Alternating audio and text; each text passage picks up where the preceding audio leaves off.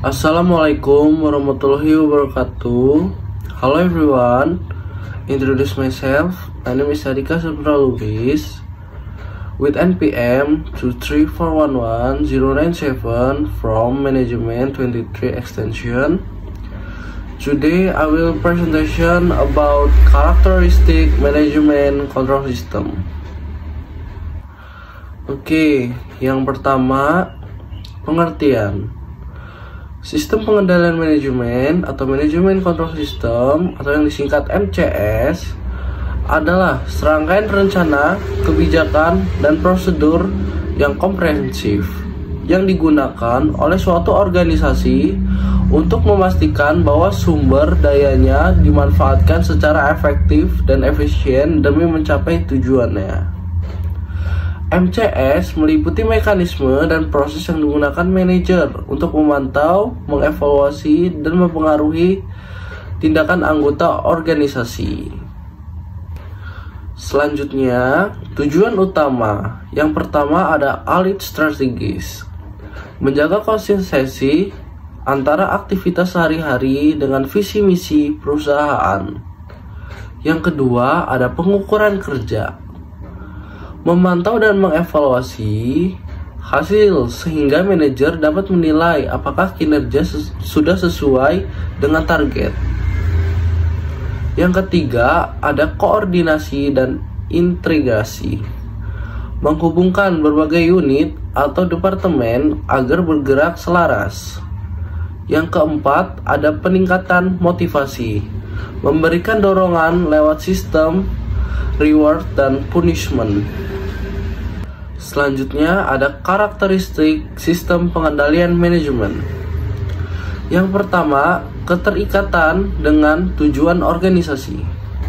MCS yang efektif harus sangat terhubung dengan tujuan strategis keseluruhan organisasi.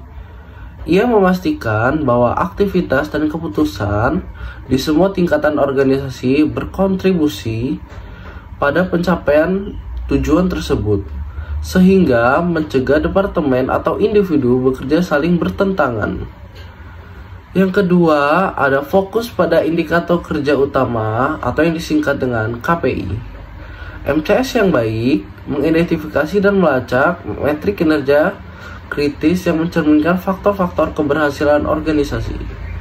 KPI ini menyediakan ukuran kuantitatif untuk menilai kemajuan menuju tujuan dan menunjukkan area yang perlu perhatian. Selanjutnya yang ketiga ada ketepatan waktu.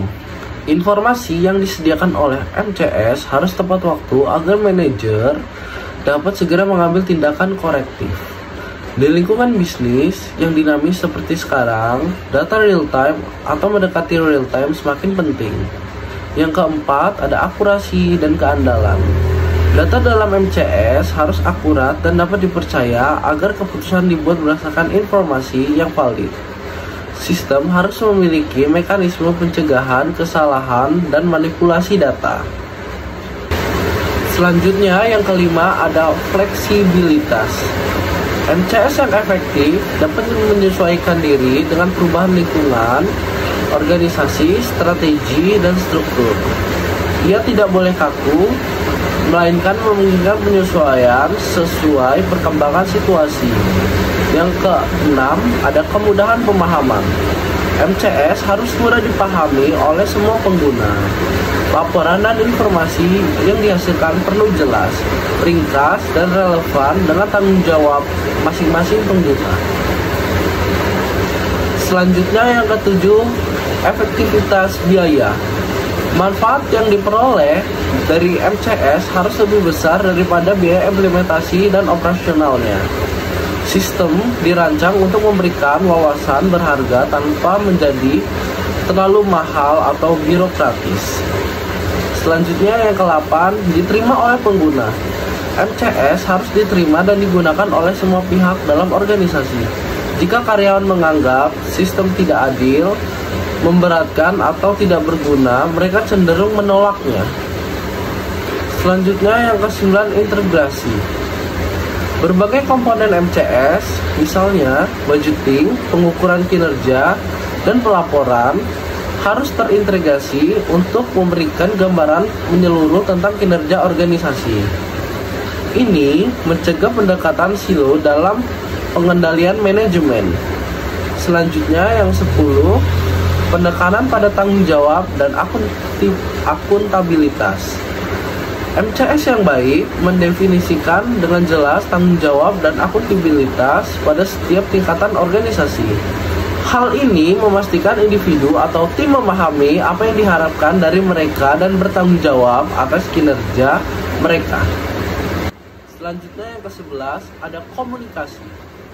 MCS harus memfasilitasi komunikasi yang efektif tentang tujuan, ekspektasi, kinerja, dan umpan balik di seluruh organisasi. Ini memastikan semua pihak terinformasi dan selaras. Yang terakhir, ke-12, selektivitas. MCS harus fokus pada aspek terpenting dari operasi organisasi. Ia sebaiknya tidak mencoba mengendalikan segala hal, karena itu dapat menimbulkan inefisiensi dan kelebihan informasi.